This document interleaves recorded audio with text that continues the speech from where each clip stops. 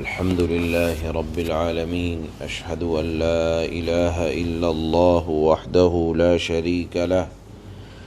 وأشهد أن سيدنا ومولانا محمدا عبده ورسوله أما بعد فأعوذ بالله من الشيطان الرجيم بسم الله الرحمن الرحيم قل إنما أنا منذر وما من إله إلا الله الواحد القهار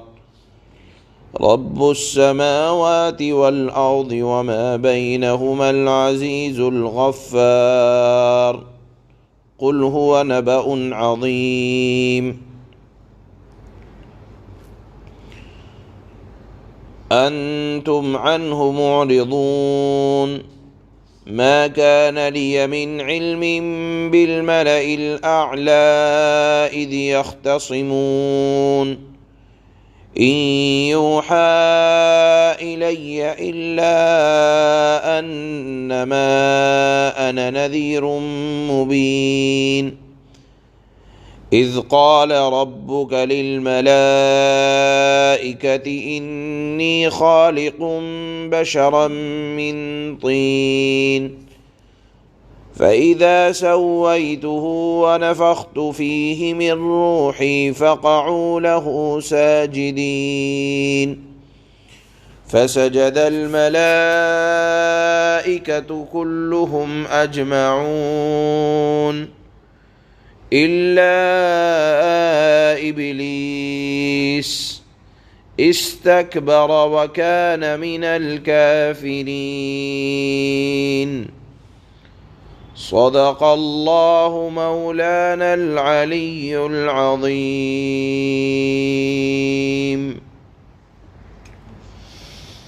یہ سورہ صاد کا اخیر کا رکوع شروع ہو رہا ہے۔ سورہ صاد اب مکمل ہونے والی ہے۔ اس سورہ صاد کو اگر ایک سرسری نگاہ اس کے مضمون پر ڈالی جائے تو شروع صورت میں رسول اللہ صلی اللہ علیہ وسلم کو نافرمانوں کی طرف سے جو تکلیفیں پہنچا کرتی تھیں، اللہ نے آپ کو تسلی دینے کے لیے کچھ انبیاء سابقین کے حالات بیان فرمائے تاکہ آپ کو تسلی ہو جائے کہ معاملہ صرف میرے ہی ساتھ ایسا نہیں ہو رہا ہے، بلکہ مجھ سے پہلے جو انبیاء پیغمبر گزرے ان کے ساتھ بھی حالات پیش آئے، ان حضرات نے بھی صبر کیا، آپ کو تسلی ہو جائے، اس لیے چند واقعات اللہ نے بیان فرمائے، اور ان کی قوموں نے ان کے ساتھ کیا معاملہ کیا یہ بھی اللہ نے بیان فرمایا۔ اور پھر اللہ نے ایک بات اور بیان فرمائی کہ دیکھو، جو لوگ اللہ کے کہنے کے مطابق زندگی گزاریں گے ان کے لیے راحت اور آرام اور آسائش ہے، اور جو منمانی زندگی گزاریں گے ان کا ٹھکانہ بہت برا ہونے والا ہے، دکھ بھری زندگی ان کے لیے تیار ہے۔ یہ سورہ صاد کے مضامین کا اب تک کا خلاصہ ہے۔ ان آیات میں اللہ اب رسول اللہ صلی اللہ علیہ وسلم کی زندگی کا اصل مدعا بیان فرما رہے ہیں کہ اے نبی آپ اعلان کر دیں، انما انا منذر، اے نبی آپ فرما دیں آپ کسی پر مسلط نہیں کیے گئے ہیں، بلکہ اعلان کر دیں انما انا منذر، میں تو بات پہنچانے والا ہوں، ڈرانے والا ہوں، آگاہ کرنے والا ہوں۔ میری ذمہ داری یہ نہیں ہے کہ میں کسی کو ہدایت دے دوں، بلکہ میرا کام تو ہے راہ بتلا دینا، انجام کو بتلا دینا، متقیوں کے حالات بتلا دینا، نافرمانوں کے ٹھکانے کو آگاہ کرا دینا میرا کام، میرا مقصد۔ اے نبی آپ اعلان کر دیں کہ میرا مقصد تو یہ ہے۔ اور وَمَا مِنْ إِلَٰهٍ إِلَّا اللَّهُ الْوَاحِدُ الْقَهَّارُ، میرا مقصد یہ ہے کہ میں یہ اعلان کر دوں کہ عبادت کے لائق وہ ذات ہے جو غالب ہے، زبردست ہے۔ اس کی شان یہ ہے کہ رب السماوات والارض، وہ آسمانوں کی اور زمین کا رب ہے، وما بینہما، اور جو آسمان اور زمین کے درمیان ہے اس کا رب ہے، وہ زبردست ہے، یعنی اللہ کی طاقت اور قوت سے کوئی چیز باہر نہیں ہے۔ وہ بڑا بخشنے والا بھی ہے،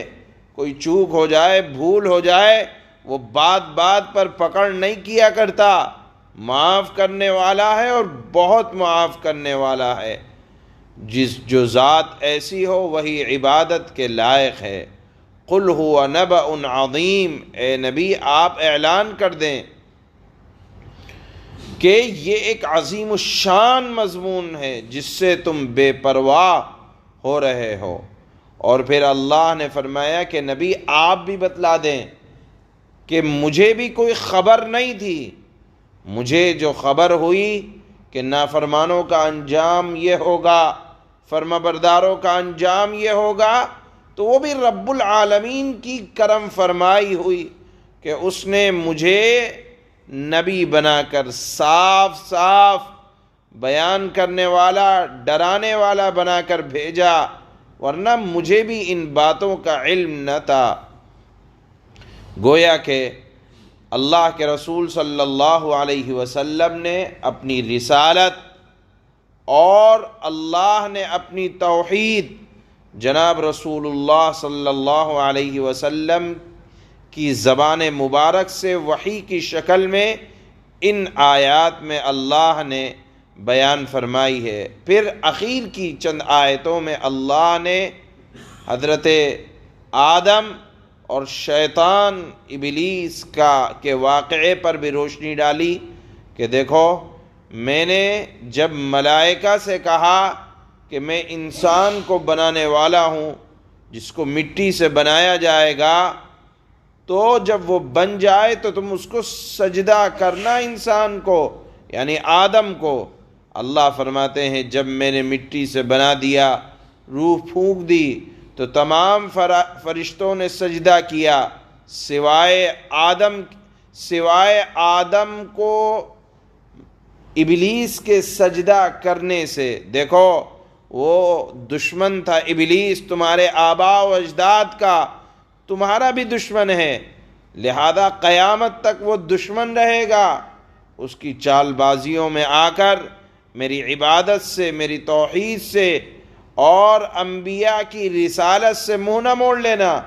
اللہ نے فرمایا جو تمہارا خاندانی دشمن ہے، تمہارا خاندانی دشمن رہے گا، جو تمہارے آباء و اجداد کا نہ ہوا وہ تمہارا نہیں ہو سکتا۔ اللہ نے فرمایا کہ ابلیس تمہارا خاندانی دشمن ہے، تمہارا آباء و اجداد کا دشمن تھا، تمہارا دشمن ہے، آئندہ تمہاری نسل کا دشمن رہے گا۔ اس کے کہنے میں مت آنا، اور اس کے کہنے میں آ کر رب العالمین کی طرف سے غفلت نہ برتنا۔ اس بات کو ثابت کرنے کے لیے اللہ نے حضرت آدم اور ابلیس کا واقعہ بھی سورہ صاد کے اخیر میں بیان فرمایا، اور فرمایا کہ اس نے تکبر کیا تھا، انسان کو حقیر جانا تھا، اللہ رب العالمین کا حکم کی نافرمانی کی تھی، لہذا وہ انکار کرنے والوں میں سے ہو گیا۔ اتنا بڑا عبادت کرنے والا تھا کہ ملائکہ کا سردار تھا، لیکن تکبر کرنے کی وجہ سے وہ اللہ کے دربار سے بھگا دیا گیا۔ اس مضمون کو اللہ نے سورہ صاد کی اخیر کی آیتوں میں بیان فرمایا ہے۔ تو ان آیات میں شروع میں اللہ نے رسول اللہ کے بھیجے جانے کا مقصد گویا کہ رسالت اور توحید کو بیان فرمایا، اور پھر اخیر کی آیتوں میں حضرت آدم اور ابلیس کا واقعہ بھی اللہ نے بیان فرمایا کہ انبیاء کا مقابلہ ہمیشہ شیاطین اور شیاطین کے دشمنوں سے رہا ہے، لہذا امتیوں کا کام یہ ہونا چاہیے کہ کبھی بھی شیطان کی چال بازیوں میں نہ آئے، اس کو سمجھنا چاہیے۔ اللہ فرماتے ہیں قُلْ إِنَّمَا أَنَا مُنذِرٌ وَمَا مِنْ إِلَٰهٍ إِلَّا اللَّهُ الْوَاحِدُ الْقَهَّارُ۔ اے پیغمبر آپ فرما دیں کہ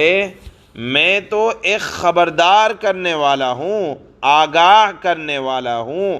ڈرانے والا ہوں، اور اس اللہ کے سوا کوئی عبادت کے لائق نہیں ہے جو اللہ ایک ہے، اکیلا ہے، سب پر غالب ہے۔ رب السماوات والارض وما بینہما العزیز الغفار، جو تمام آسمانوں اور زمین اور آسمان اور زمین کے درمیان جو کچھ ہے، ہر چیز کا مالک ایک اللہ ہے، جس کا اقتدار سب پر چھایا ہوا ہے، جو بادشاہ ہے، بہت عطا کرنے والا، معاف کرنے والا، بخشنے والا ہے۔ قل هو نبأ عظیم، کہہ دو نبی، اعلان کر دو، یہ ایک عظیم حقیقت کا اظہار ہے، تم مانو نہ مانو لیکن حقیقت یہی ہے۔